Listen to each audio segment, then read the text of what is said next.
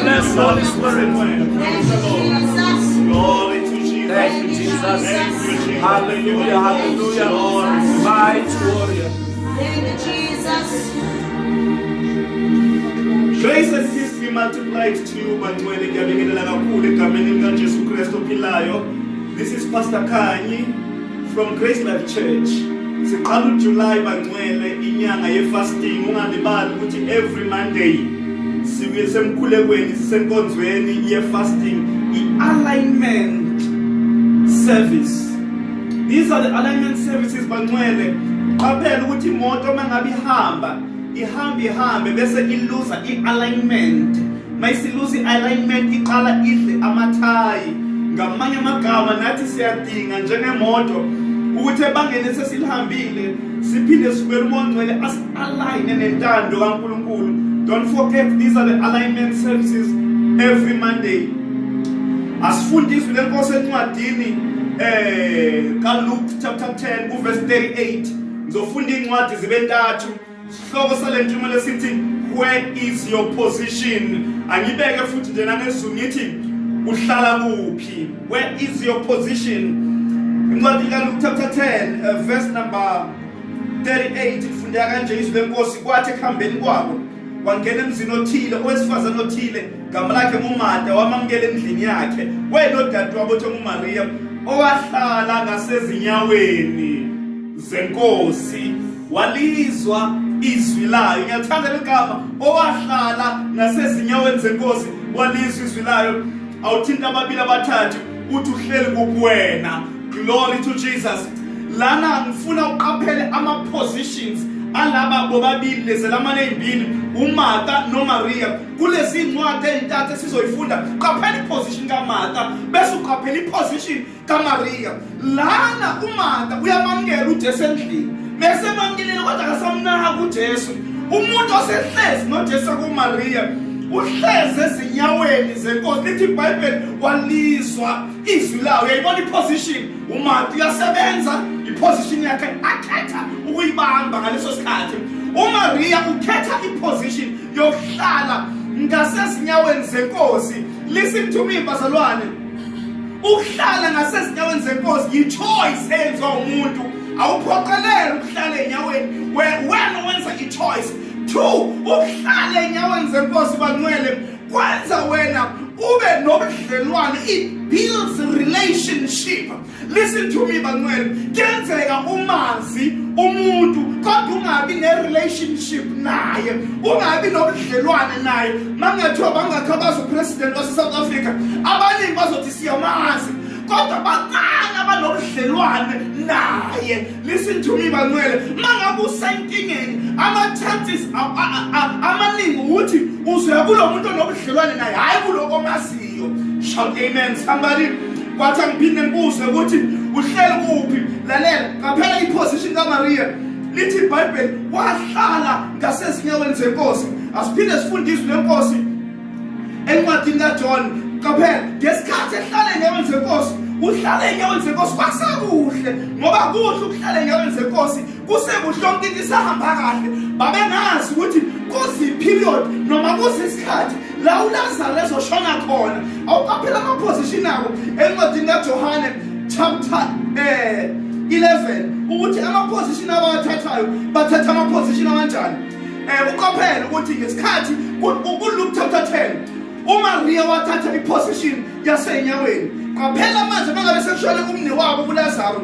Lithi iBhayibheli kuverse number 20, ngakho uMarta esezwe ukuthi uJesu yeza waya kumhlangabeza, kepha uMaria wahlala endlini. Wayesethi uMarta kuJesu, Nkosi uma kukhona umne wethu engafanga. Yizwa kuverse number 32, uMaria esefike lapho ekhona uJesu embona wawa ngasezinyaweni zakhe.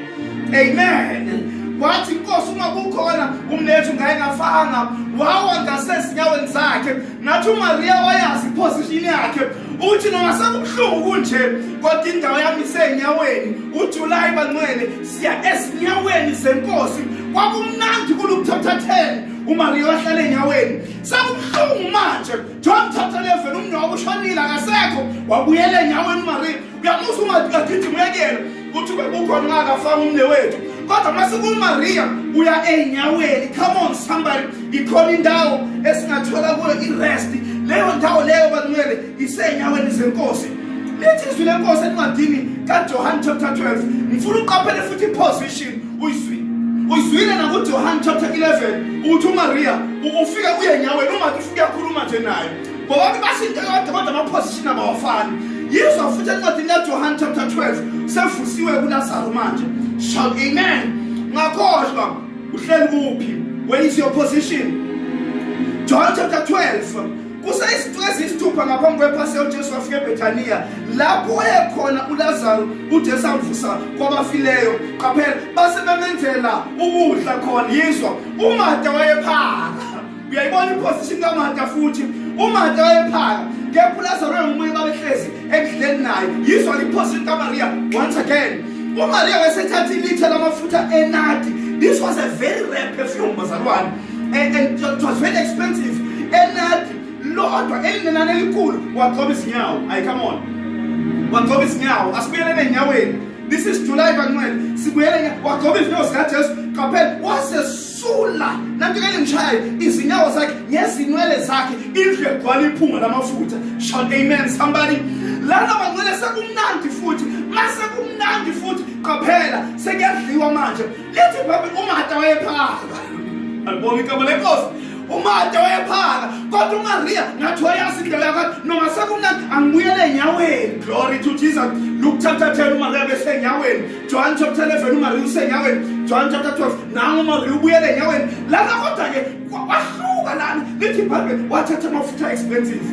Wagcoba inyawo zikaJesu. Nanti lingishaya kakhulu yilena lithi wathatha inwele zakhe wasula. Ay come on somebody. Wasula inyawo zikaJesu ngenwele zakhe. Qaphela inwele ziludumo umuntu wesifazane. Wathatha into udumo lwakhe. Manje bese mawususa inyawo uyadela nento yigugu kuwena. Come on somebody shout amen. Shout amen.